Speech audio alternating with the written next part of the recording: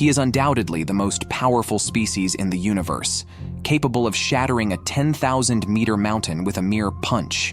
The Earth itself cannot withstand his strength, and his speed surpasses the speed of light. Facing an onslaught of hundreds of millions of insect-like creatures, he can annihilate them all with a single breath. In ancient times, a group in the universe calling themselves the Golden Race appeared. They created star clusters and awakened immature species. 3 species responded to them: the technologically advanced Silver Race, the insect-like Bronze Race, and the individually powerful Hero Race. As the Golden Race prepared to leave this universe, the weak Iron Race humans were born. However, their home planet was overtaken by the Bronze Race, controlled by the Silver Race. At a critical moment of life and death, Princess Eunos of the Iron Race, bearing the fate of human survival, traveled in a spaceship to find their Hero Race warrior. However, the princess suffers from androphobia, feeling unwell whenever a man comes within 10 meters of her. So Captain Iolaus of the Guard was kept outside by her maid. Following the princess's directions, they detected a shattered planet where Age, the only human personally cultivated by the Golden Race, grew up alone. After the Golden Race departed, he survived on the only living octopus left. Such a large tentacle could feed him for at least a week.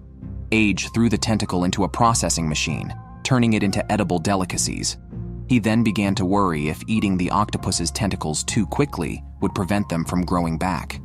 Nevertheless, Age also knew gratitude and often fed the octopus to express his thanks. At that moment, Age suddenly felt an unusual fluctuation in the sky. It was Eunos' spaceship arriving. To ensure the princess's safety, all members of the defense team were deployed. The planet was covered in craters, and its atmosphere and sunlight barely met survival requirements. How could anyone live on such a desolate planet? Yet, the princess sensed some presence and directed the team. All units descended towards the surface. Age watched the spaceship above, knowing they were the people the Golden Race spoke of. His separation from the octopus was imminent.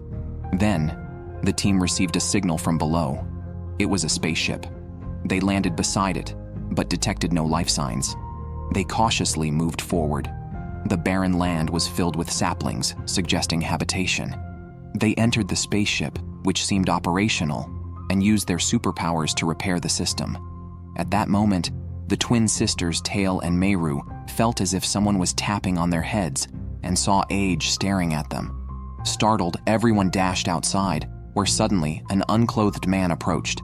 Instinctively, they released a gravity ring to isolate Age, but he easily walked out, and even the scouting signal began to blur, as if something was protecting him. The princess sensed no hostility from him and decided to negotiate personally. They were guided by the Golden Race to find the person hosting the Hero Race soul here. They hoped Age could tell them where to find this individual. Age then introduced himself. He was the person they were looking for. Just then, the Iron Race's flagship detected a large number of objects approaching. It was the enemy, the Bronze Race. An urgent notification was sent to the princess. The flagship switched to combat mode, firing countless lasers at the Bronze Race. However, the insects' advantage lay in their numbers. Losing a few was insignificant to them. The princess urgently recalled her teammates and instructed Age to board the ship as well. However, Age looked at them puzzled, not understanding the urgency. Just then, a scout bug landed. Iolaus attacked and shattered the bug, but its signal had already been sent. A massive swarm of bugs descended on their location. Age's home was destroyed. He wanted to rush to check, but a giant bug emerged. The princess urged him to flee as the planet was about to fall. The Bronze Race was overwhelming in number, impossible to finish off, and some could even teleport. If they were slow, the airspace would be blocked. A bug crushed the spaceship with its body. Age was engulfed in the explosion's smoke. The defense team was also at a significant disadvantage. The only option was to evacuate the princess to an escape ship. However, the princess refused to leave. She felt a powerful fluctuation in the smoke. The next second, the bug was torn apart by a punch. A tall figure punched forward, and a violent wave of energy instantly obliterated the bugs in front. This was the true form of the Hero Race, capable of easily destroying a planet.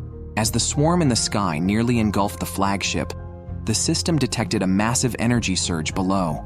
It was Age, speeding into space and smashing through the energy shield into the swarm. The queen inside was still controlling the swarm. Suddenly, the flesh wall split open and was completely torn apart. The queen could only tremble in fear. Everyone watched as the entire hive split from the center, turning into fireworks in the cosmos. The insects began to flee the planet.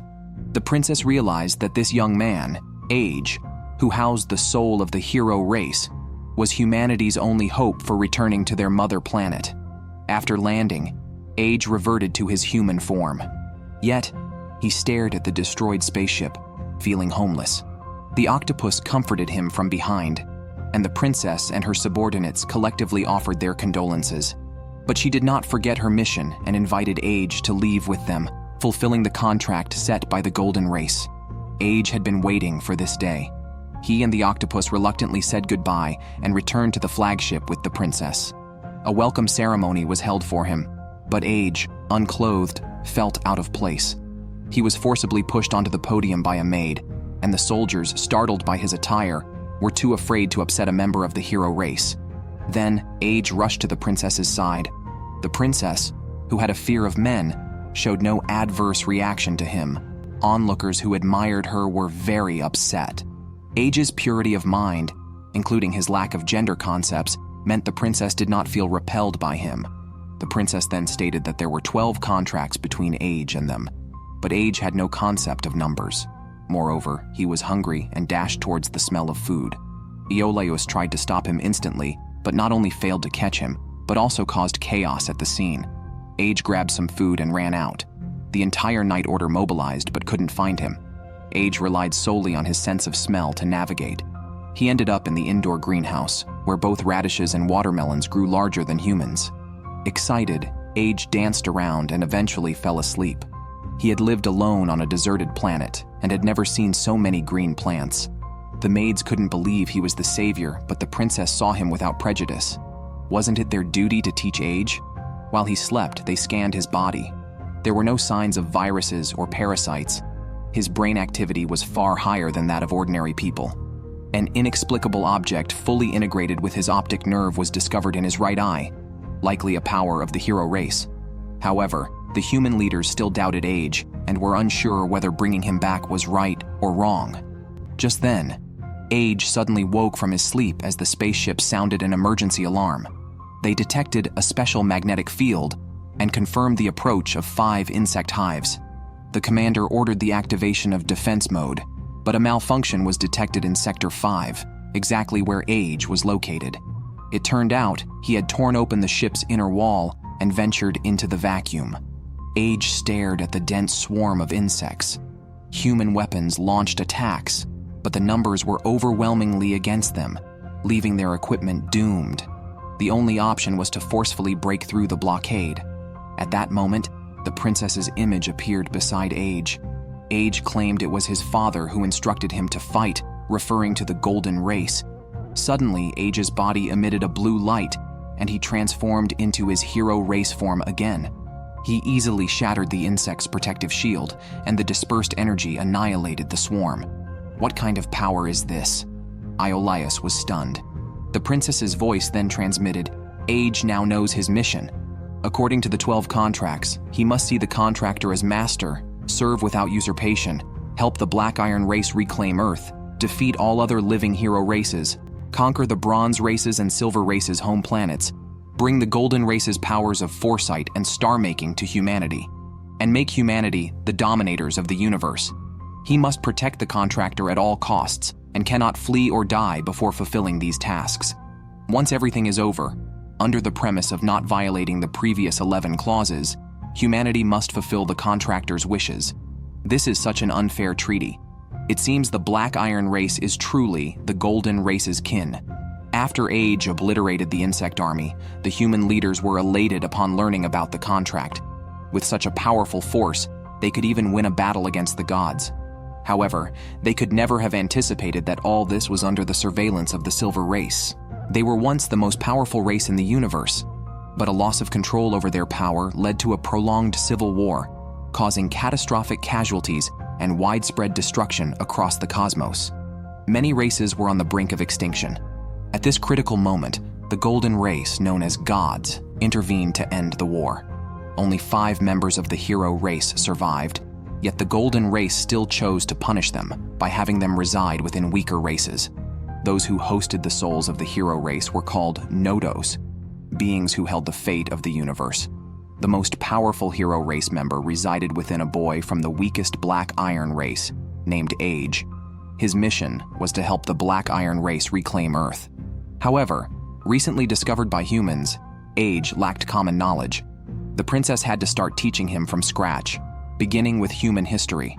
A century ago, the Bronze race, under the Silver race, invaded Earth, their homeland, and they were determined to return at any cost.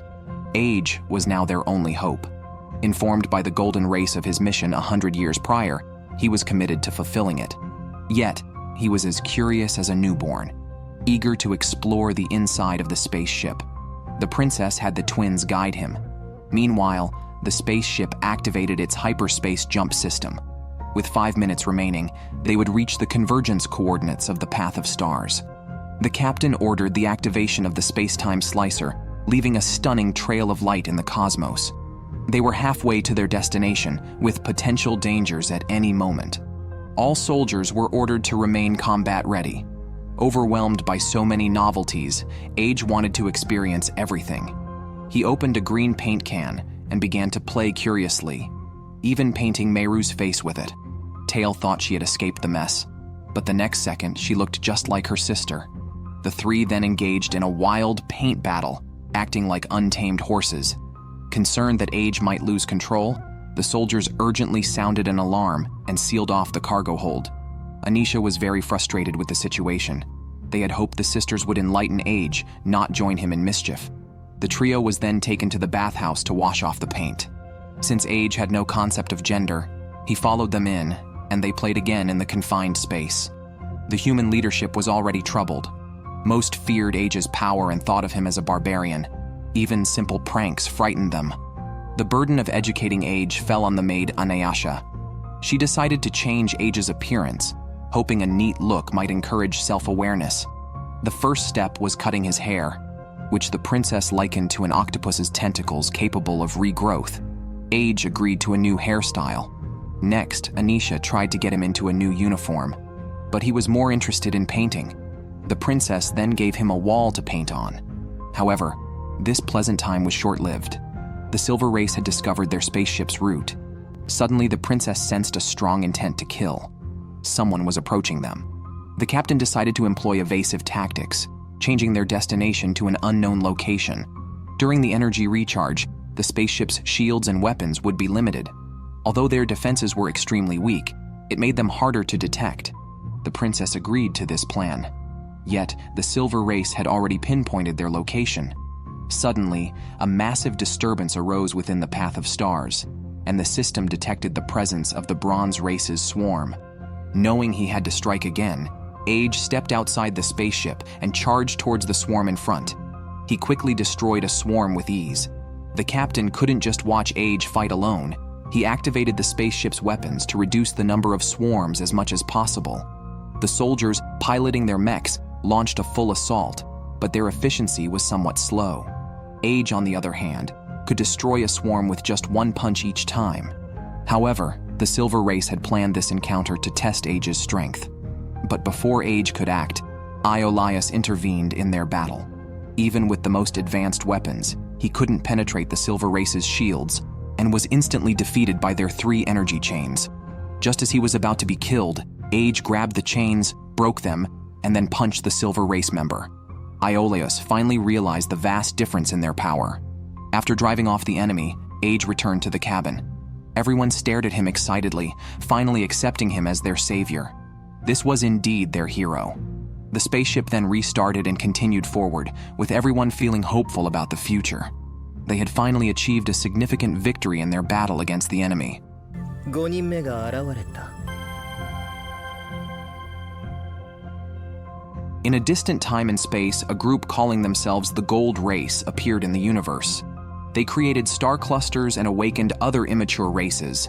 However, after the gold race left this universe, the silver race declared themselves their successors and dominated other races with highly advanced technology. They viewed the iron race as enemies and sought to completely eradicate humans. The entire universe became aware of this. The iron race found it difficult to move freely, but fortunately many planets remained neutral, providing supplies for payment. However, under the rule of the silver race, if they discovered a Nodos, they would still inform the silver race. Therefore, it was crucial to keep Age calm during stopovers, which was the hardest task. Age got overly excited whenever he encountered anything new. The only solution was to ask the princess to ensure he was well supervised. The twin sisters took Age to the princess's room. Initially, there were concerns the sisters might give Age strange things, but it seems they got along well. However, the spaceship was soon to arrive at the planet Tantalus for supplies. She hoped Age would stay quiet inside the ship, but Age did not understand why this was necessary. The maid explained that it was to avoid alarming the residents. Age, who harbored the soul of a heroic tribe, had saved the iron race many times and did not fear them, but others unaware of this might be frightened. Therefore, a cautious approach was the best plan. Age seemed thoughtful after hearing this. When Tantalus received the human docking request, they were puzzled. Destroying a spaceship was easy for the silver race, yet the humans arrived unharmed. Nevertheless, the officials approved their request. When the iron race's spaceship docked, they encountered a problem. The authorities wanted to inspect the ship. Agreeing to this would make hiding Age difficult. The princess then devised a plan to have Age hide on Tantalus, as long as he did not cause any disturbances, and to have Iolaus accompany him. Age was thrilled to learn he could go out, and he expressed his gratitude to Iolaus while changing into the soldier's uniform. However, Iolaus was not interested in interacting with him. The moment they teleported away, Tantalus's surveillance robots arrived. Meanwhile, on distant Earth, the other 4 heroes of the Silver Race's Nodos gathered. They were preparing to test the 5th member, Age. They knew Age belonged to the Iron Race and was their adversary. If they could not persuade him to join them, they would force him to submit through violence. If that failed, they saw no need to let him live. Karkanos was assigned to approach Age. The Silver Race had already ordered Tantalus to unconditionally detain the Iron Race's spaceship, although Tantalus's officials wanted to refuse, as they had always maintained neutrality. The Silver Race did not regard them as equals. Kar arrived at Tantalus. The princess sensed his presence and informed the captain. The identity of the newcomer was unclear, but she felt a sense of foreboding. More machines filled the spaceship as Tantalus took control, likely under Silver Race's orders. The princess considered calling Age back for a forceful breakout, but she wanted to negotiate first, considering Tantalus might be coerced. Unaware of these developments, Age was wandering around with Iolaus. He asked Iolaus if he was afraid of him, noting that everyone said it would be better if he were not on the ship. Age liked them regardless, but before he could finish speaking, Iolaus received a distress signal. Age sensed Kar's location. The princess and the officer had finished negotiating. She understood Tantalus's dilemma, but was determined not to surrender the ship. They would take their hope back, even if it meant death. The officer seemed to understand something. Despite the Silver Race's coercive orders, facing the heroes would be futile. He decided to let the Iron Race depart, and this threatening conversation provided a reason to explain to the Silver Race later. Meanwhile, Age officially met with Kar. Kar invited him to return together, arguing that as Nodos, they should not fight each other. However, the Gold Race had told Age he must defeat 4 individuals. Kar seemed contemplative, but Age initiated the attack. Kar defended himself, constantly dodging Age's attacks and even distancing himself from him. The princess watched their battle from afar. Just then, the Silver Race sensed their presence. 5 insect tombs surrounded Tantalus, making them the Silver Race's discarded pawns simply because they had not kept the human spaceship. Rather than accept destruction along with their subordinates, Tantalus resisted. The escort fleet moved above the spaceport's defenses, preparing to confront the large insect army. However, the main pressure was still from the humans, whose missiles were ready. At the captain's command, they launched all missiles. Yet, as subordinates of the Silver Race, the Bronze Race's defenses were too strong for conventional heavy firepower. The attacks not only failed to penetrate their protective shields, but were also reflected back.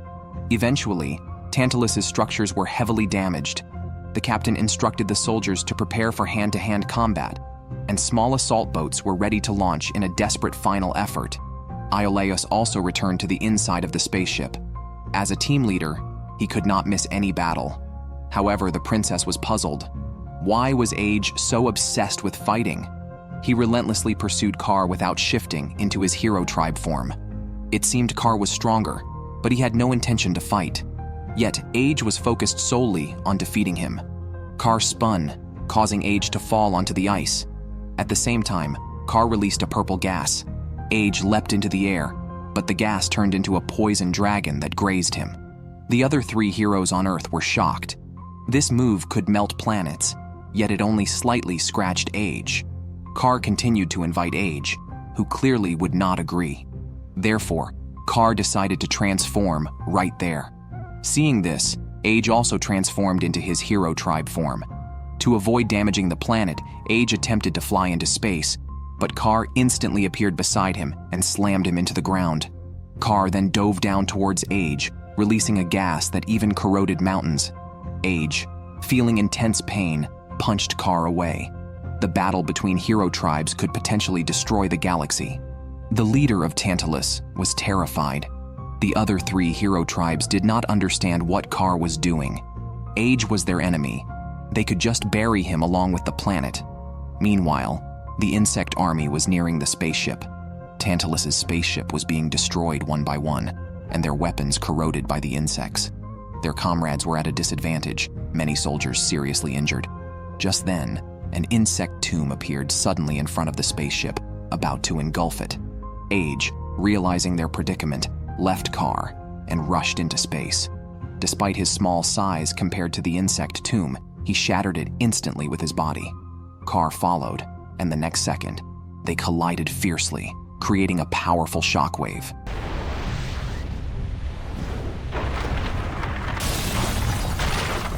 Age then unleashed a major attack, turning nearby insects into energy absorbed into his body. He then fired an energy blast from his mouth, clearing a huge path for the fleet. Seizing this moment could allow the humans to evacuate safely. At that moment, Tantalus also realized that regardless of the opponent, they had the right to self-defense. Living under the rule of the Silver Race, they could not ensure the prosperity of their race. It was better to take this opportunity to aid the Black Iron race by not only withdrawing all deployments, but also actively clearing a path for them. At that moment, Kar also unleashed a powerful attack, rushing forward to embrace Age, and enveloping them both in poison gas, intending to strangle Age. Following the orders of the Silver Tribe, 2 Bronze Tribe warships attacked the battlefield, revealing their true strength. 2 lasers struck the Black Iron Tribe, reducing Tantalus's weapons to ashes and shredding the human ship's hull. The system registered massive damage, with operational capability dropping by 70%. The captain ordered evasive maneuvers. Age, sensing the human crisis, released all his power and with Kar charged at the Bronze Tribe. He then threw Kar at one of their warships. Meanwhile, the human ship's rear thrusters fired, slightly tilting the ship upward, but it was too late. The enemy's other warship had completed charging. In a critical moment, Age blocked the attack path. After dealing with the warship, Age was still not satisfied. He punched towards the location of the Silver Tribe, who luckily dodged just in time to avoid the blow. Now the only enemy left was Kar, but Yudi from Earth ordered Kar to retreat. After the battle, Age transformed into his human form. The captain finally breathed a sigh of relief. The enemy had no intention of fighting to the death this time. It seemed they were just testing their strength. However, the battle between the hero tribes had far exceeded their imagination, and they had no chance of participating. Age initially led the humans to drive away the Silver Tribe, but their spaceship was also severely damaged. They decided to stay put for a while to regroup. Tantalus, being a battlefield for hero tribes, was left in disarray. Fortunately, they were not blamed by the Silver Tribe.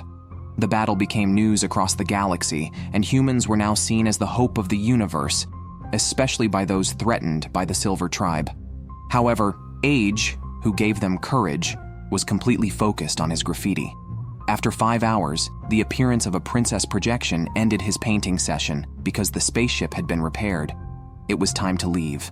Meanwhile, on Earth, Kar was reprimanded by Yuti. Kar explained he did not want the planet to be destroyed in their conflicts. Yuti considered Tantalus an inferior race and of no concern. But that planet was an important hub for the Silver Tribe, and no one could create star clusters like the Gold Tribe.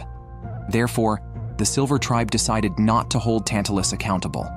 However, next time, Mehitak, who represents light, would go. Kar was unhappy with this, as he wanted to finish the mission himself. Yet, Yuti decided they should work together, with Mehitak tasked with destroying the spaceship and Kar with eliminating Age. At this moment, humans faced a dilemma. All the planetary hubs they could contact refused them entry, fearing the Silver Tribe. Now, they could only wander in space. The captain thought they should reveal the existence of Nodos to force others to assist. The princess rejected this plan, arguing they should not force other important star clusters to make sacrifices just for themselves. They could leave the star path, trusting the guidance of the star clusters to find a new direction. The twins worried about getting lost in space, but Age encouraged them to trust the princess. Iolaus was indeed the most obedient to the princess, but it was her decision, and she needed the consent of everyone on the ship. For the freedom and survival of humanity, there was no reason to oppose. Everyone was energized, and Age became well integrated with the group.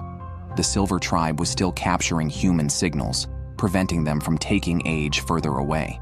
Sensing their hostility, the princess put the entire ship on emergency combat readiness. The bug nest was just one hyperspace jump away from the spaceship, and there were 30 of them. Clearly, the Bronze Tribe knew they were isolated and planned to capture them all at once.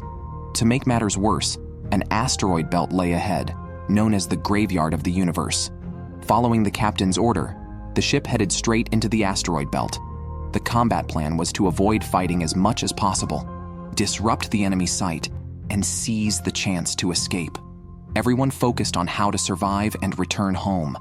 Suddenly, the sisters couldn't find Age. It turned out that Age had already gone outside the spaceship.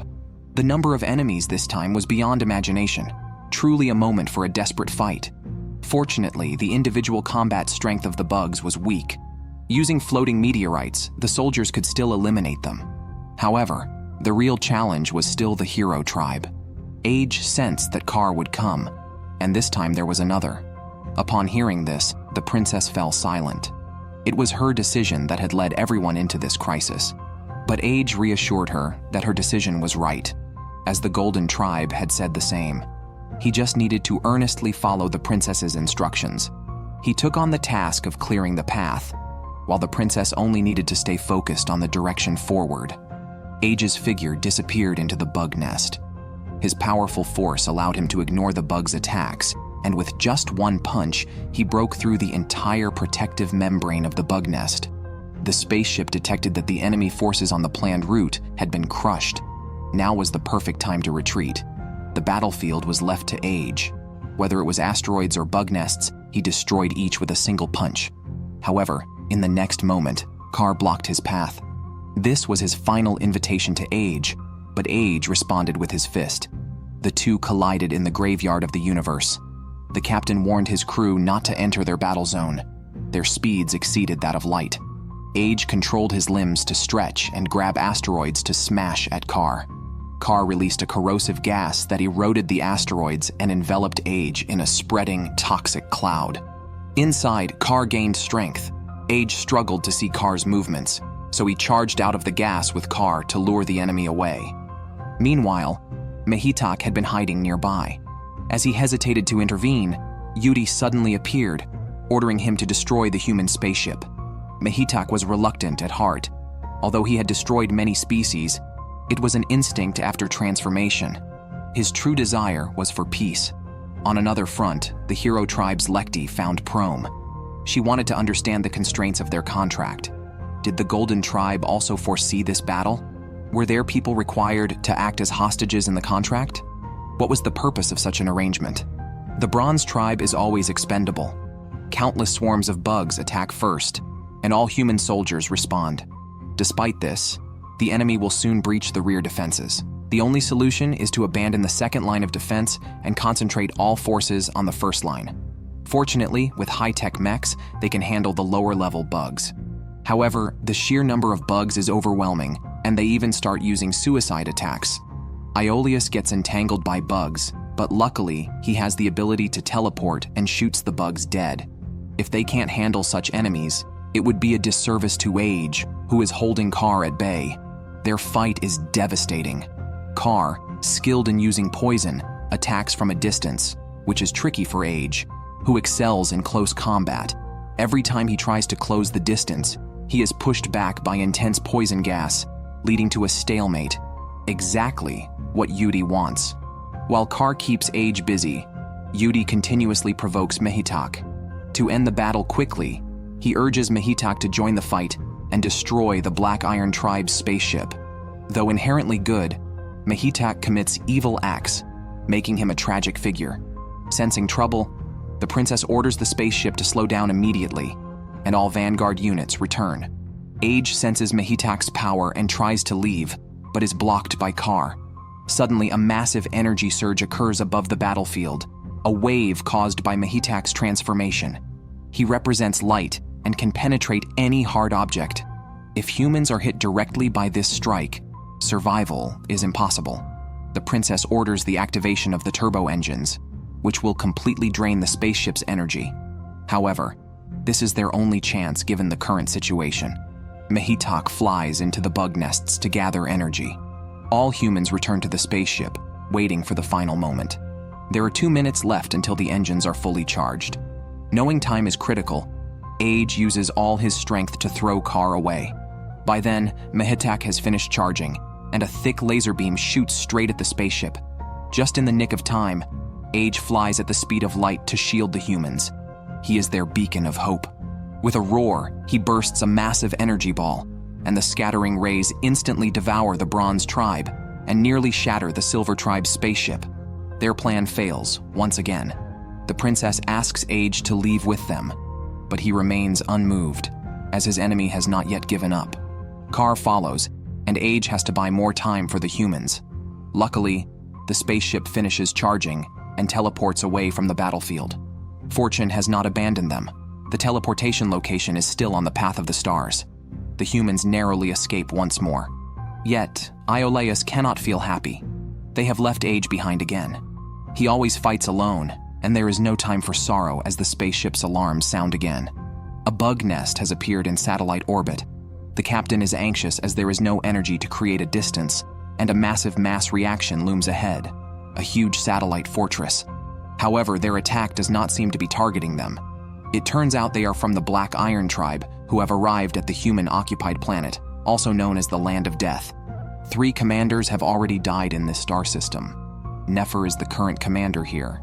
The captain and she attended the same military academy, but their lives have been extremely tough, with even supplies being unattainable. It's uncertain how long the remaining energy will last. Originally, they could not assist the princess.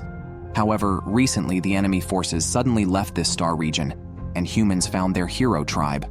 Therefore, they are willing to abandon this planet to provide support and escort for the princess. Age is undoubtedly the strongest hero in single combat. He has been fighting Car for 200 hours, flattening the cosmic graveyard with their battle. Yet Age grows stronger, punching through Car's body. But Car, symbolizing life, can heal by absorbing surrounding energy. Seeing this, Age charges again, grabbing Car and smashing him into a distant planet. Then, Age reverts to human form, weary from the long fight. Car, too, struggles and even feels fear upon seeing Age again, but he must confront the challenge. They transform and clash again. Meanwhile, the princess has led her spaceship away. Commander Nefer covers their retreat as the Silver Tribe with their bug nests pursue. Yudi orders Mehitak to take out Nefer's fleet. Nefer commands all guns to aim forward. Yudi observes the battlefield, her resolve wavering, not over the Bronze Tribe sacrifices, but fearing Car might be killed by Age. Moreover, Mehitak is reluctant to fight, his heart crying, yet bound by the contract. Lekti understands, but cannot fathom why the Golden Tribe imposed such contracts. What do their battles bring to the universe? Suddenly, Nefer's fleet detects a massive energy reaction. They fire their superweapon at Mehitak's location with full force. But Mehitak seems transparent, and the shots pass right through him. Seeing this, Nefer orders the core engine to be maxed out to create a gravitational field. Light converges around Mehitak, and after synchronization, all weapons fire again, finally hitting Mehitak's body. The Silver Tribe suddenly realizes the princess's spaceship is not here. Nefer's fleet is merely buying time, and they have now restrained Mehitak, forcing him to enter attack mode. Soldiers notice the energy change around him, directing 80% of their firepower at Mehitak. However, Mehitak's power now exceeds the core protective layer's limit. They cannot stop him. Despite this, Nefer orders to continue targeting him. All ships fire together, but to no avail. Instead, Mehitak's attack becomes even more terrifying, destroying a planetary fortress with a single strike. Just as Age is about to end Kar's life, he pauses, sensing this disturbance. Kar takes the opportunity to release a massive amount of poison gas. 3 poison dragons burst from the ground, slamming Age against a cliff. After the smoke clears, 5 more poison dragons emerge. This is Kar's ultimate move, but its weakness is clear: capture Kar's body. So Age prepares to tear off his right arm. Yuti realizes Kar is truly in danger now. Elsewhere, Mehitak completely destroys a planet. The explosion's debris devastates much of Nefer's fleet, severely damaging the core. Over 60% of the ships lose contact. Nefer orders all fleets to take cover behind the satellite fortress. The gravitational magnetic field remains synchronized with Mehitak. They must maintain this state to hold him back, even if just for 1 extra second before the planet collapses. If they let him go, previous sacrifices would be in vain. The soldiers are all willing to gamble their lives with their commander. However, just then, Mehitak senses that Kar's energy is weakening. He reverts to human form, apologizes for the destruction of the planet, and then transforms back into a hero to leave the area. He needs to go help Kar. At the same time, the princess finds a new direction to move forward. They prepare to set sail again, but also decide to send their route to Nefer. The destruction of the Hilgot planet means that their ship now serves as their guide, as they have lost their way among the stars. However, the next moment, the Silver Tribe's spaceship appears above them and launches an attack. The ship activates its shields, but due to preparations for a space jump, the shield's energy supply is insufficient. Just as the shields are about to be breached by chains, the princess's projection flies over. She launches a psychic attack on Faith, infusing him with human emotions and successfully driving him back. This is the first time Faith has experienced an outsider's emotions, and the attack leaves the princess unconscious. At this moment, Kar is like a lamb to the slaughter, his attacks completely ineffective. Age furiously assaults his face, smashing him into the ground with a punch. Despite this, Age does not stop, gathering all his strength to strike Kar's body. The entire planet trembles violently. Kar is beaten back into human form, lifeless. In the final moments, Mehitak arrives to retrieve Kar and confronts Age. After a moment, Mehitak turns and leaves, and Age does not stop him. On the other side, the princess, having invaded the consciousness of the Silver Tribe, falls into a deep, unconscious sleep. The entire Black Iron Tribe, without their guiding figure, must rely on their own intuition to move forward. Fortunately, the Goddess of Luck has not abandoned them. The spaceship suddenly receives an unknown signal, a path through the stars leading to the human habitation zone. They can finally go home. Nefer's fleet follows them, and the captain breathes a sigh of relief. Although everyone is still on edge, they are essentially safe. However, there remains a major problem. Age did not return with them, and the aftermath of the battle is devastating. Less than a quarter of the people survived, and those with bodies are considered lucky. Many warriors will forever drift in the cold cosmos, the same fate befalling the heroes. Kar is taken back by Mehitak, but remains unconscious. Overwhelmed by sorrow, the princess's soul wanders the cosmos until a giant hand envelops her. It's Age who has found her. This reignites her fighting spirit, and she orders the spaceship to depart immediately. Age will join them, transforming into a blue light that streaks across the cosmos, reaching humanity's temporary home ahead of the fleet. However, the princess's brother, also a human leader and a fool driven by utilitarian motives, takes Age from her under the guise of greater good, turning him into a war machine and preemptively declaring war on the Silver Tribe. He never participates in any battle himself, leaving Age to fight alone at the front. But the Silver Tribe, anticipating their moves, has filled the entire solar system with the Bronze Tribe's armies. Humanity is about to face its greatest crisis in history. The dense swarm of the insect army is terrifying, yet humans sent Age to fight alone. Although it was not much for him, under the control of the Silver Tribe, half of the insects bypassed Age and directly attacked the human warships. All human warships were destroyed. Even the headquarters was affected. Commanders immediately ordered a retreat, leaving Age alone at the center of the battlefield. Age tirelessly fought the insects, but humans considered abandoning him. Even Carr could not bear to watch. How could they so easily forsake someone fighting for them, especially when the situation was caused by the Bronze Tribe's recklessness? Some with a conscience could not reach Age, as he was frenzied, killing hundreds of thousands of insects with a single punch. No enemy attack could stop his advance. On the other side, the prince made another foolish decision, attempting to ignite Jupiter with the main cannon. He thought this would damage the Silver Tribe's formidable ships, without considering if their own warships could withstand it. Nefer tried to stop him but was dismissed by the prince. The soldiers and Age fighting at the front were unaware that their own people were about to fire at them. A laser beam shot straight towards a satellite, causing the residing Bronze Tribe to scatter. The satellite began to fall, crashing onto Jupiter and igniting a massive explosion. The prince smiled smugly. Carr realized why the Silver Tribe wanted to destroy humanity. Faith hurriedly ordered the troops to turn back, but Age and the entire Bronze Tribe were sucked into the inferno. The prince, still smug on his spaceship, ordered a reformation to prepare for an assault. However, the Silver Tribe had already devised a countermeasure. They linked their ships and the swarm of insects, forming a massive protective net that pushed back the intense flames. Jupiter's structure became chaotic, leading to a massive explosion that instantly devoured everything around it, turning Jupiter into a footnote in cosmic history. Unbelievably, Age survived the explosion. Carr, frustrated yet impressed, charged into battle for the dishonorable Black Iron Tribe, becoming a heroic figure. The Silver Tribe had a plan ready for Age, intending to outnumber him. Carr represents life, possessing endless life.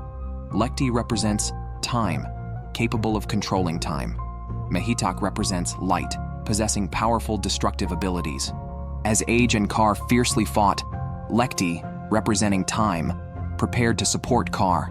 No force could resist the flow of time. Whenever Age gained the upper hand, time would rewind by 70 seconds. This allowed them to anticipate Age's weaknesses. Lekti then teleported above the battlefield and hurled a spear at Age's location.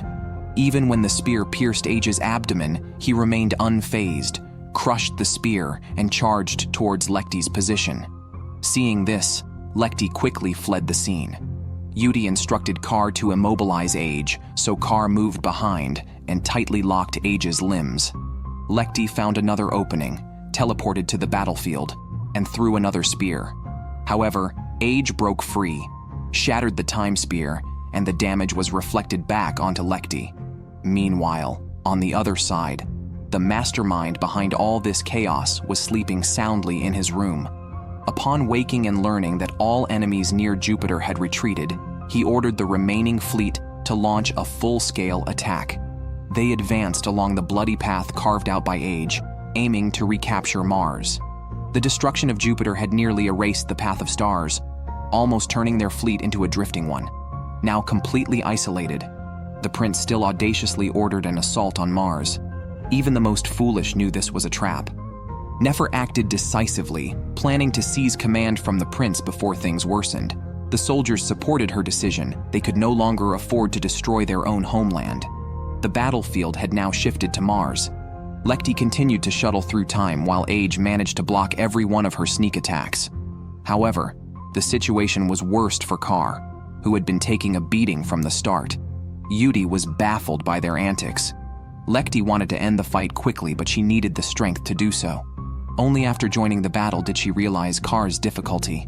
Age was truly a monstrous force. At this point, Carr decided to use a powerful move in space. creating a 9-headed dragon from meteors.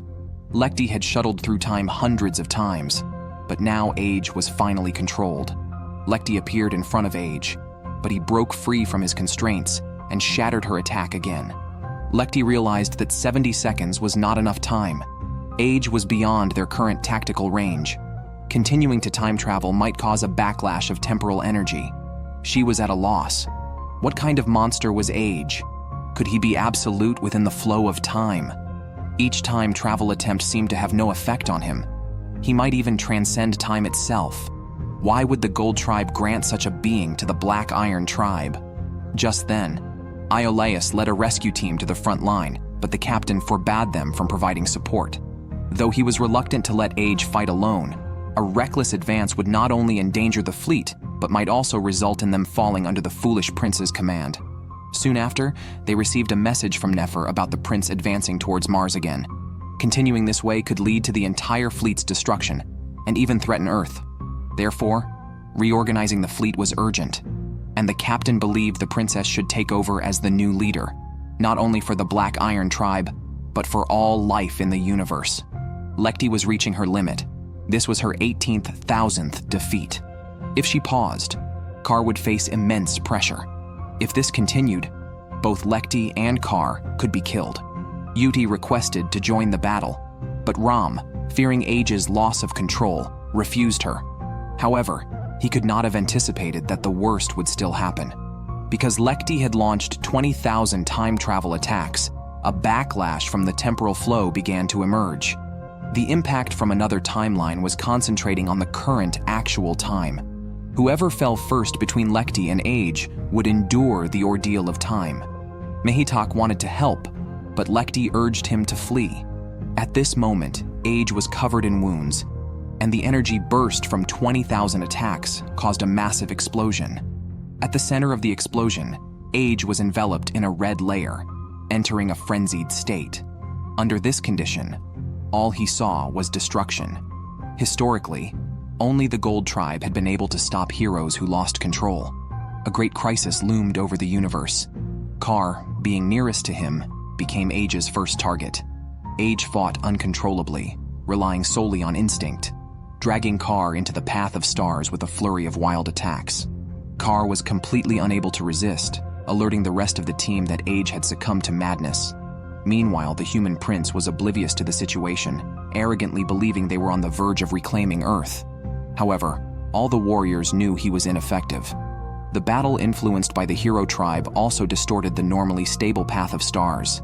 A blind charge would doom the entire army, but the prince, as the fleet's supreme commander, had his orders followed despite their folly.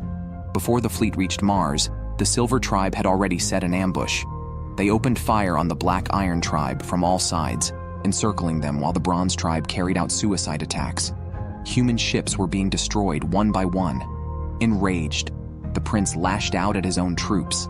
The rescue team on standby was shocked by his audacity to advance without waiting for support. The princess could not comprehend his actions, knowing Earth would surely become a battlefield if this continued. She could no longer wait. Although she had initially avoided confronting her brothers to prevent chaos among the recently united humans, humanity was now nearly extinct. The prince, blinded by rage, ordered the rear troops to push forward, but the enemy surrounded them, with all their forces at the front. Then, the second prince had an idea. With the front satellite now a Bronze Tribe nest, he suggested knocking it down. Just as the prince ordered the main cannon to fire, Age, carrying Kar, flew through the path of stars and crashed like a missile into the nest. The princess, having lost connection with Age, sensed his presence again but couldn't help trembling involuntarily. Age punched the satellite out of orbit, sending it plummeting towards Mars. Kar launched attacks to draw Age's attention, aiming to destroy the satellite. If it continued to fall, Mars would meet the same fate as Jupiter. Despite nearly being killed, Kar was still thinking of the universe's welfare, truly a man worthy of respect. The explosion's shockwaves scattered all nearby fleets. Then, Age grabbed Kar's head and threw him. Now, without a target, Age let out a roar of power fluctuations, shattering the Silver Tribe's ships all around. Faith, feeling fearful, immediately ordered a retreat. In this state, Age would inadvertently help them destroy the Black Iron Tribe. The Silver Tribe quickly teleported away, as Faith had predicted. At this moment, Age attacked indiscriminately, not distinguishing friend from foe. The Black Iron Tribe's prince was stunned. His ship was Age's next target, but a beam of laser knocked Age aside. It was Mehitak, unable to stand by any longer, who had transformed into a Hero Tribe figure and joined the battle. No one expected an enemy Hero Tribe member to protect them. Mehitak kept firing lasers but couldn't stop Age. The princess then resolved to take command from her brothers to save Age. She directly informed the human leadership, and all further actions would be under her command. Everyone was immediately relieved and happy. 300 hours have passed since Mars became a battlefield, and over half of the fleet has been damaged due to the incompetent prince. Under the princess's leadership, the soldiers detained the dreaming prince, lifting the humans' spirits. All armies, led by the princess's flagship, passed through the Path of Stars.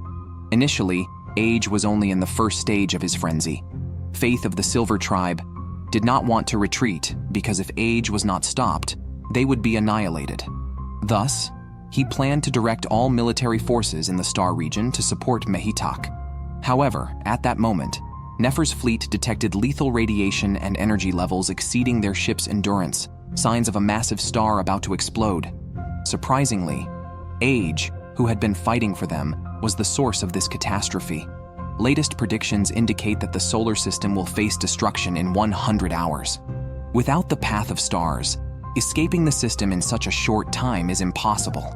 Legend has it that only the Golden Tribe can stop a Hero Tribe's rampage. Are they doomed to wait for death? At this critical moment, the princess's flagship arrived on the battlefield. Nefer informed her of the dire news. The princess believed they were not without options. In the past, the Hero Tribe had caused major disasters, yet the universe survived. She bet her life on pulling Age back from his frenzy. But could such a fearsome creature really be subdued by humans? Mars was covered in debris, and Kar showed cracks from the battle. Yuti stated they did not need a Nodos with mental disorders, and asked Lekti to join the fight to defeat Age with 3 Hero Tribe members. However, this might lead to total chaos, with Kar possibly being the first to be destroyed, despite his life-giving nature and regenerative abilities. Yuti believed he would not die and promised Lekti that if all 4 went berserk, she would intervene. But Yuti was unaware that Age had only been in the first stage of his frenzy and had now entered the second stage, growing crystalline columns and a tail, capable of destroying asteroids with a few swings. Faith wisely chose to flee as Age tore through Mehitak's restraints and smashed his arm with a punch.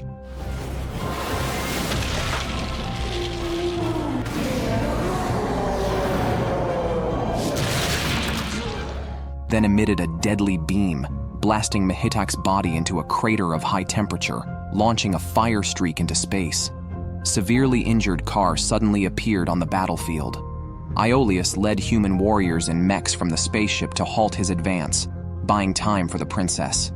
Lekti watched from a distance, not joining the fight. Yuti's projection appeared beside her, instructing her to destroy the princess's spaceship in the past. Lekti said she had already done so, but at that time Age's mental disorder intensified, and all 3 were killed by him. To correct her actions, Lekti traveled back again to save the ship, guessing that only those aboard could stop Age.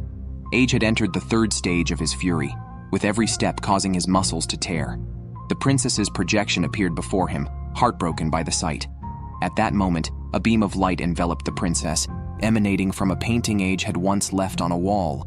The princess realized that letting Age fight alone was a debt the Black Iron Tribe could never repay, and she felt deeply guilty about it. Her sincerity reached Age, and he awakened from the chaos. The princess extended her hands towards him. In the next instant, Mehitak launched an energy projectile. Age caught it and pressed it against his chest, calming his fury. Mehitak reverted to human form. Kar, still fighting, returned to the battlefield, thinking it was Mehitak who had stopped Age, not knowing Mehitak had completely freed himself. His contract stipulated he must serve the Silver Tribe with all his might as a Nodos until his efforts were exhausted. Now defeated, he had no reason to fight anymore. Age's body had also reached its limit.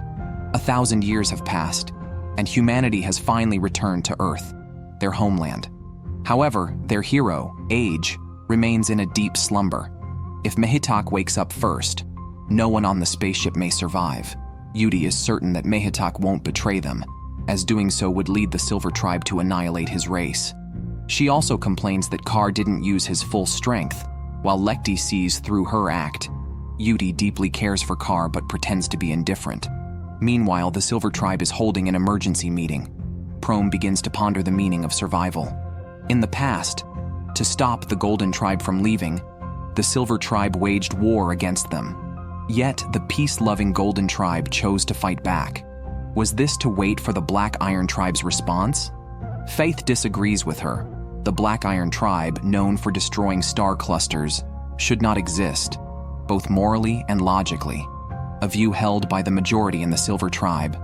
Thus, the meeting concludes with a decision to eliminate the Black Iron Tribe. But Prome still believes coexistence is possible. On the other side, the prince, eager to display his prowess, calls for humanity to attack the Silver Tribe. However, given the tragedies he has previously caused, nobody is likely to follow him. As they discuss how to ignore the prince, Age awakens from his sleep chamber. Iolaus rushes to see him immediately, but his once beloved woman's heart belongs only to Age. Now he has come to terms with it, and wishes only happiness for the princess and Age. The twin sisters are terrified as Mehitak also wakes up. Everyone prepares for battle, and the sisters deploy a supergravity magnetic field. However, just like before with Age, Mehitak easily walks through it. When Age and his group arrived, Mehitak was so frightened that he hastily backed away. However, Age extended his hand to him. Their battle was over. Mehitak shed tears of joy, surprising everyone as he had always despised war the most. However, the fact that they had taken Mehitak in could not be publicized, as it might cause unrest among humans. The princess then received several pieces of information from him. Mehitak had fulfilled his contract with the Golden Tribe and no longer needed to obey the Silver Tribe. However, if the Silver Tribe learned of his presence here, his race might be at risk of annihilation. Moreover, UT might be stronger than anyone else, possibly even stronger than Age, but only a confrontation could confirm who was stronger or weaker. For now, the princess could only assure him that his race was safe, as they were about to travel to the Bronze Tribe's origin, where their planet was located. Mehitak only needed to live incognito to keep his race safe under the protection of the Black Iron Tribe. This was a battle between humans and the Silver Tribe, and other races should not be involved. Mehitak was deeply moved by the princess's broad-mindedness. He wanted to stay and protect her safety, willing to fight for the Black Iron Tribe as long as his race remained safe. They were originally a group of adorable insects, abandoned by their Silver Tribe masters due to their lack of fighting ability when young. The Black Iron Tribe took advantage of the situation and arrived at the Bronze Tribe's home planet, where they indiscriminately slaughtered the insect civilians. The young insects fled everywhere, but they could not escape their fate of being killed. A few larvae, driven by the instinct to survive, pitifully crawled to Age's feet, begging him to spare them since they had no ability to fight back. It was then that Age realized they were engaged in a senseless slaughter.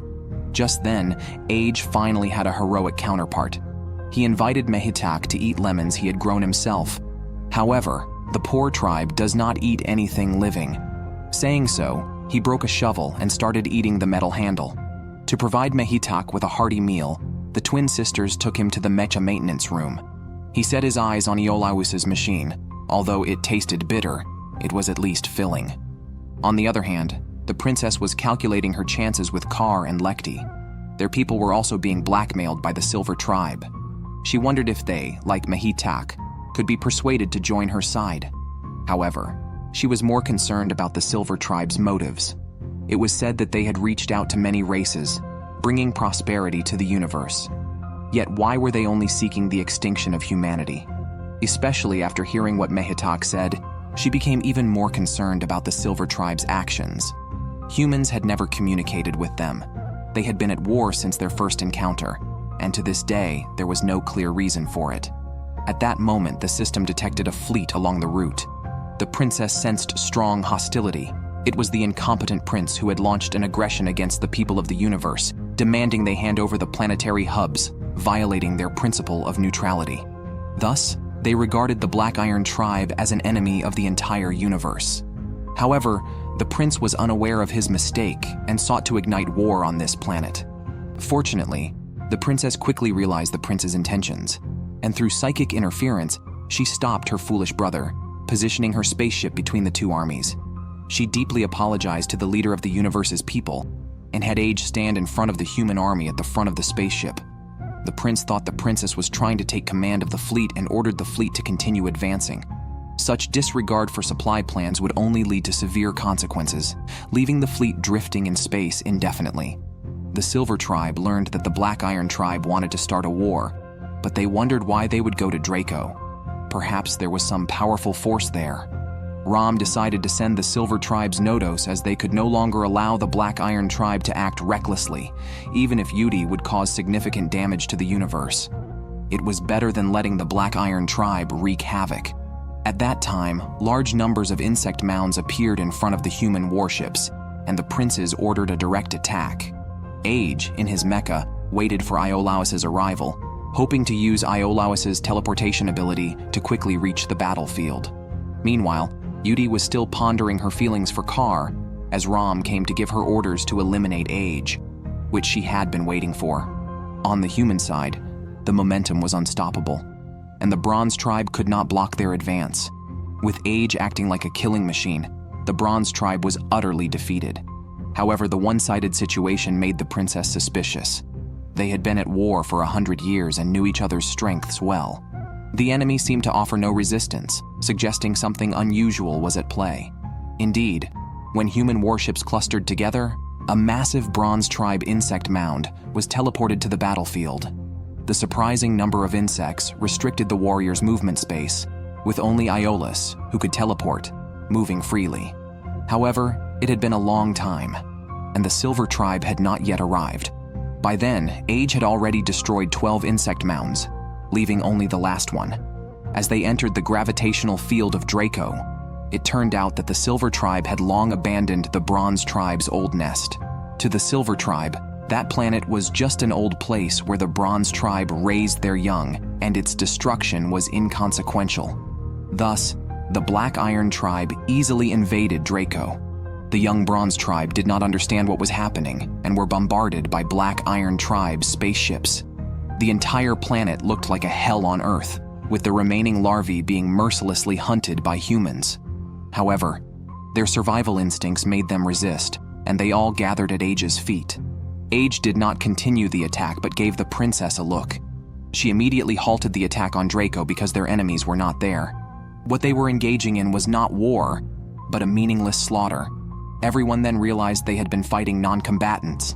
Half of the planet had turned into scorched earth, strewn with the bodies of Bronze Tribe civilians. Anyone with a conscience would feel a sense of guilt. Only the prince happily exclaimed that they had won. However, this tragedy was not solely brewed by the Black Iron Tribe. The Silver Tribe also bore half the responsibility for abandoning Draco. Prome speculated that after retaliating against the Bronze Tribe, the Black Iron Tribe's next target would be the Silver Tribe's home star, Atomos. However, this was of little consequence to the Silver Tribe. They did not value the concept of an origin home star. For the prosperity of their species, it was more important to create new strongholds, following the birth of planets and the extension of the star paths. The ancient home star was merely a common dwelling. The Black Iron Tribe had just conquered the Bronze Tribe's home star and set their next target as the Silver Tribe's home star, Atomos. Unexpectedly, the prince claimed all the credit. The council allowed him to continue as commander and ordered the princess's warship to disengage from the star path and attack from the enemy's rear. The princess accepted this mission as it could reduce casualties on both sides.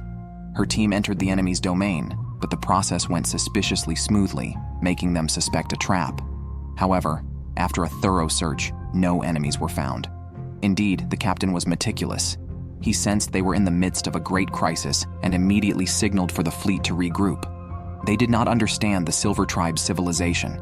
If the concept of a living domain did not exist for the adversary, with members scattered across the universe, communicating through highly advanced telepathy, their current attack could lead to being surrounded by the enemy. Thus, all warships immediately left the planet. Just then, the Silver Tribe's ships all teleported over and launched a fierce attack before the humans could react. Meanwhile, The princess located Faith and projected herself to converse with him. Affected by a previous psychic attack, he had a psychological shadow towards the princess. However, the Silver Tribe's shared consciousness made everyone aware of her arrival. Ram immediately gave Yudi a look, signaling it was her time to appear. Age saw the enemy teleport in and charged forward as a hero, pushing back the Silver Tribe's chains. But Yudi transformed into a heroic form. Despite looking gaunt, the space around her twisted, rendering even the human warship's strongest cannons ineffective against her. Yudi's released tornado instantly wiped out a squadron's fleet, demonstrating the hero tribe's most brutal power, Void, which devours everything. If not swiftly evacuated from the attack range, the Black Iron tribe would be annihilated within 10 minutes. The prince fell into despair, and the princess, feeling the warrior's pain, pleaded with Age to save as many lives as possible. Mehitek also decided to join the battle, being faster than Age, and rushed with him to the main battlefield. Yudi stood at the center of the firepower, releasing 2 black holes that devoured surrounding warships. In the ensuing panic, human ships collided, with 32% being destroyed and 25% disabled, leaving the Black Iron tribe with less than half their fighting strength. Yet Yudi continued her assault, nearly destroying the prince's warship until Age arrived to block and disperse the tornado. Kar was astonished. Could the power of Void be resisted? Mehitak also arrived at the scene, and Lekti was perplexed, as it was the first time Mehitak voluntarily joined a battle. However, to ensure a fair fight between Age and Yudi, Kar stepped forward to pull Mehitak back. But the hero tribe's combat strength was so strong that their fluctuations still affected each other, leading to a battlefield with the equivalent of 4 hero tribe members in combat. At this moment, Yudi was blinded by rage, but she was still concerned that Kar might die in battle. This was because Kar was bound by a contract that required him to risk his life in combat against enemies from the Silver Tribe, a contract that essentially predicted his death. Therefore, Yudi turned him back into human form and took on the Black Iron tribe alone, 1 versus 2. It seemed Yudi was the stronger one, as she knocked Age away with one move and was about to finish him off when Mehitak timely pulled him to safety. However, the prince's warship suffered terribly. Yudi's attack instantly devoured them, completely wiping out the commander's flagship, undoubtedly impacting all battlefronts and likely leading to their total collapse.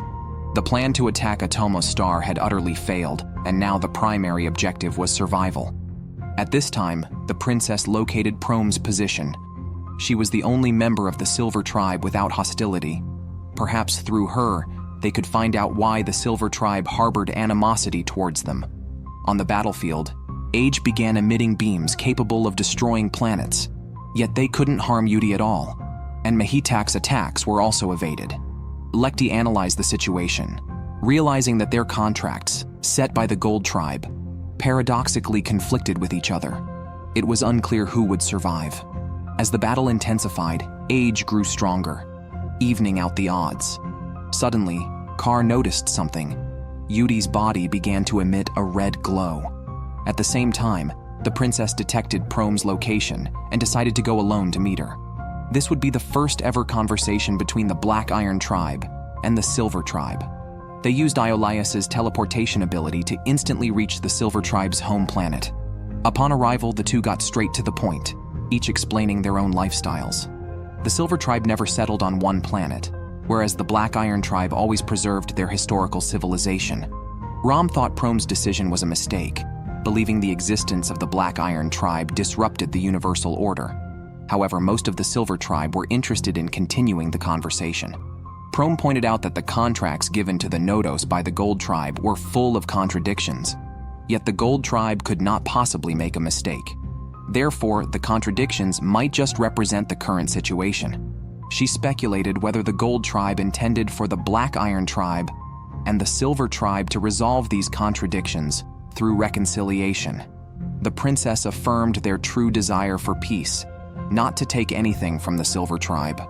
The real reason the Silver Tribe wanted to destroy the Black Iron tribe was that the Gold Tribe not only abandoned them, but also bestowed power upon the Black Iron tribe. To those who wished to inherit the power of the Gold Tribe, this felt like a betrayal. However, the destruction of the Black Iron Tribe was not purely emotional. The Black Iron Tribe even sought to destroy the planets they found, which was undoubtedly a horrific act. The princess shared a feeling she once had of connecting stars that did not yet follow the star path, which represented a supreme truth. The star path existed before the birth of planets and disappeared before their death. The princess instinctively understood this concept. She could find her way in the universe, independent of the star path, an ability unique to the Gold Tribe. Star clusters were not born solely from various forces in the universe. The movement of life among the stars also gave birth to the star path. Filling the universe with the star path was the purpose of the Gold Tribe. They tolerated endless battles because they stimulated life to move, which was the most effective way to generate the star path. If the Gold Tribe had foreseen that the war between the Silver Tribe and the Black Iron Tribe would bring disaster to the universe, they would surely have left a way to stop them. The conversation between the two gained significant support from many in the Silver Tribe, which weakened the overall assault on the battlefield. However, the Heroic Tribe's battlefield turned into hell. Although Age grew stronger as the battle progressed, Yuti's spirit became increasingly wild. Kar worried she might lose control, and then no one would be able to stop her. The Silver Tribe's Nodos were always controlled by Rom, a pro-war figure who was unlikely to stop Yuti. Prome believed her rage was inevitable, and only the power of the Gold Tribe could stop everything. However, after the Gold Tribe left, their planets lost the star path. What Prome held was only distant memories. Thus, she could only impart all her memories to the princess. From Prome's memories, the princess felt things the Silver Tribe could not understand. More and more of the Silver Tribe supported the possibility of coexistence, but there were also many who opposed this dialogue. Therefore, on her journey to the Gold Tribe's home planet, Eleuthio, the princess might encounter attempts on her life by the opposition. Moreover, if they found the planet but not the Gold Tribe's power, the majority of the Silver Tribe would likely lean toward the destruction of the Black Iron Tribe. The princess carried the fate of her race and immediately took action, starting to sense the location of Eleuthio. However, Age was now struggling in battle, as Mehitak had exhausted his power, leaving Age to face the fearsome Yuti alone. If they didn't quickly decide the outcome, one of them would inevitably go berserk. Kar decided to help Yuti and used poison gas to ambush Age. Normally, Yuti would stop Kar, but this time she did not, apparently unaware of Kar's presence. The trio crashed onto the planet below. Suddenly, Age lost control and bit Yuti's arm, then quickly regained his senses. But Yuti emitted a piercing scream, a sign she was about to go berserk. Seeing this, Lekti immediately traveled through time, returning to the moment before they crashed into the planet.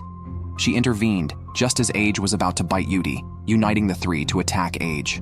Just as Age was sucked into a black hole, a pair of hands tore it open. Age entered a second, more intense phase of rage. Lekti tried to control time again, but this time Mehitak blocked the ambush for Age. Before collapsing, Mehitak left behind the power of light. Age infused this power into his fist and struck at Yuti. Yuti's bones expanded, unleashing an ultimate devouring tornado. However, it could not stop Age, who now had the power of light. He shattered the darkness and attacked Yuti. Kar stepped between them and took the fatal blow for Yuti, dying in the process. With her loved one perishing before her, Yuti, in agony, went mad and sought to destroy the world. Lekti prepared to travel through time again, but the power of the void instantly destroyed hundreds of timelines. A black hole centered on Yuti began to spread across the universe. The princess suddenly lost her connection to Age, but she still believed he would follow, so she chose to continue searching for the root. The black hole stopped growing once it reached a certain size. The Silver Tribe believed that Yuti had defeated Age, leaving her as the sole survivor of the Heroic Tribe. Losing everything was painful for Yuti, and she wanted to entrust her emotions to Prome. However, Rom denied her request, as he could not allow Prome to take control of Yuti. Inside the black hole, Lekti and Mehitak had not died. She used her ability to tear open a special space, but they never expected Age to jump in from above. After all, his attribute is existence, so he could not be easily killed. Then, Age prepared to search for the princess. Lekti believed it was impossible for them to leave, as it would only shorten their lifespans. But Age argued that the four of them together could make it happen. Suddenly, a purple light appeared above the darkness. Car's heroic tribe stone was restored, and he instantly solidified into a human form.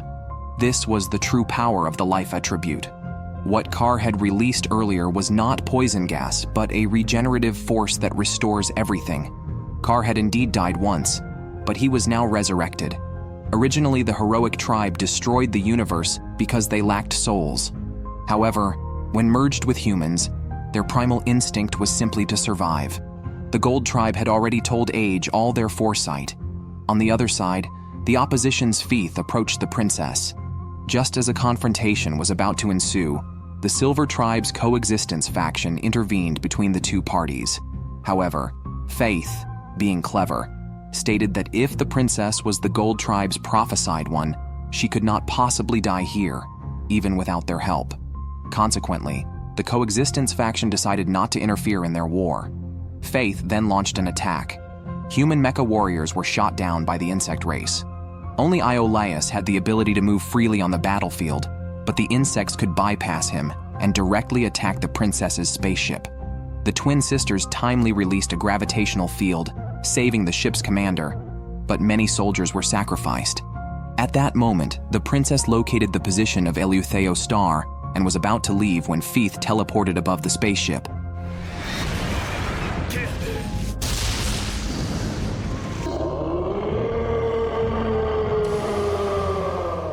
The three great heroic tribes, originally belonging to the Silver Tribe, now stand with the Iron Tribe. Age and others directly entered Feith's spaceship. Upon learning he could not gain power, Rom planned to destroy Eleutheo's star. However, the protection of that planet was stipulated in the contract, so their actions were not considered betrayal. Under the threat of 4 Nodos, Feith had no choice but to cease his actions. After overcoming numerous obstacles, the princess finally reached the Gold Tribe's home planet. The planet's surface was covered with protective shields, a technology originally from the Gold Tribe. The shields automatically created a path, welcoming the princess and her entourage.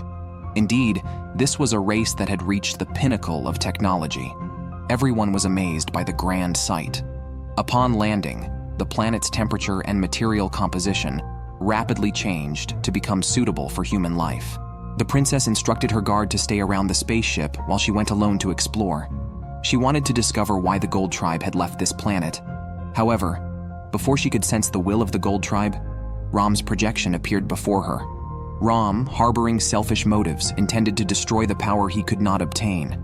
Therefore, he had sent Yudi to this planet. Overwhelmed by pain, she wanted to destroy everything and went into a frenzied state. She unleashed a tornado towards the main spaceship in space, but her attack was easily blocked by the Gold Tribe's shield. However, the battleship was already severely damaged. The captain ordered the ship to expand its body as it reached the atmosphere, dispersing the impact from the descent. What remained was left to fate. Yudi was too powerful. The princess, feeling this power, began to doubt. Could this be the true intention of the Gold Tribe? Is the future of the Iron Tribe doomed to a despairing demise? The battleship was completely damaged. To make matters worse, Rom's true self arrived. He wielded the Silver Tribe's most advanced technology and effortlessly countered all human warriors' attacks. His sole target was the princess, the only one who might inherit the power of the Gold Tribe. Yudi, in her frenzy, fired energy that devoured the planet, piercing the Gold Tribe's defenses instantly. Age rushed into space to scatter Yudi's attack. Feith, losing his psychic link with Yudi, realized everything was Rom's scheme. All life in the universe was merely his pawns. If he couldn't have it, he would destroy it all. Facing the completely out of control Yudi, Age had no power to resist. His attacks were instantly devoured by Yudi. The other 3 Nodos decided to help Age. Mehitak charged into the battlefield. Kar released energy to heal Age's wounds, and Lekti supported from behind Mehitak.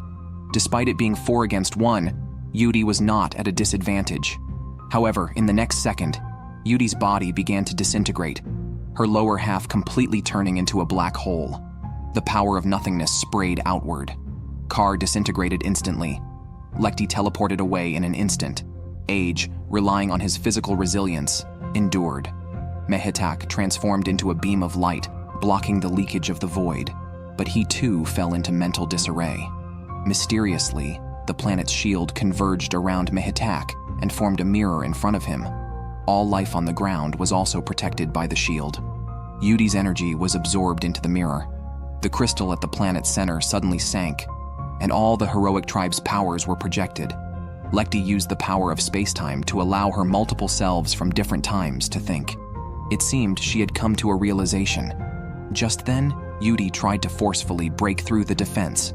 Age and Kar rushed up and embraced her body. The frenzied energy continued to grow and leak, instantly destroying everything on the planet. Age wanted to protect the princess's spaceship, but was powerless. Enraged, he began to fall into mental disarray. However, Lekti paused time and took him away, returning to before the planet fell. This time, Age saw an orb of light and pressed it into his chest. Lekti speculated that Age was unaffected by time because he was a vessel for the Gold Tribe's power. Then, Lekti traveled through time 1,000,000 times, applying the power of time to Age. The disc left by the Gold Tribe suddenly shattered, and Age's body turned gold. At this moment, the frenzied Yudi broke free from Kar's restraint and rushed into the mirror supported by Mehitak. Her power of nothingness devoured the mirror. Ram revealed a happy smile, thinking everything was about to be destroyed. However, the Golden Age charged into the sky, forcefully piercing through all the darkness. Light returned to the world once more.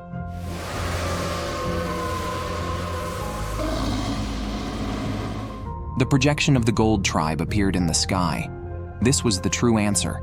Yudi was the gate to the Gold Tribe's power, and Age was the key to open this gate. Behind the gate was another universe where the Gold Tribe had gone. Under Kar's protection, Yudi did not disappear from this world, but Age left behind only the huge orb on his chest. When the princess touched it, it instantly transformed into stars and dissipated before her eyes.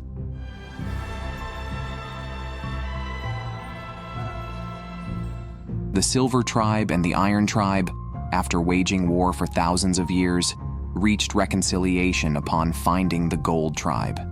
Everyone had a happy ending. However, the princess couldn't feel happy at all, as she could only watch Age dissipate before her eyes, leaving behind a gate to another universe. Afterwards, humans laid flowers and lemons to commemorate Age, believing he had not died but had gone to another universe. Yet, their actions betrayed them, as even Lekti could no longer sense Age's existence. Despite this, they chose to follow the Silver Tribe through the gate to explore the broader universe. The Iron Tribe, having a promise still unfulfilled with Age, chose to stay in this universe temporarily, waiting to restore Age's birth planet before deciding their next direction. Prome came to the planet Eleuthio and formed an alliance with the princess, handing over all the Silver Tribe's technology to her, a power inherited from the Gold Tribe. At this moment, the princess also gained an energy shield and the ability to communicate mentally with the Bronze Tribe. After arranging everything, the Silver Tribe went through the Gate of Gold first.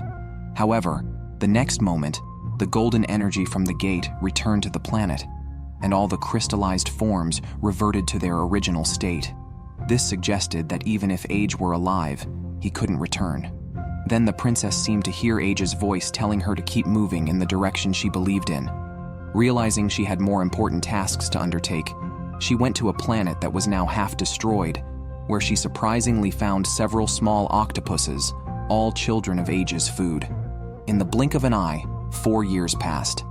The Iron Tribe became the masters of this universe, mediating conflicts among warring races, while the restoration of the planet neared completion. The princess had spent most of these 4 years here. The octopuses multiplied into huge numbers and built their own civilization. However, starting today, the princess had to leave this planet. She bid farewell to this place, the only one that could console her. The princess walked on the beach where Age had once walked, feeling not alone even by herself. Whenever she came here, she felt Age's presence beside her. Despite her reluctance to leave, the time had come.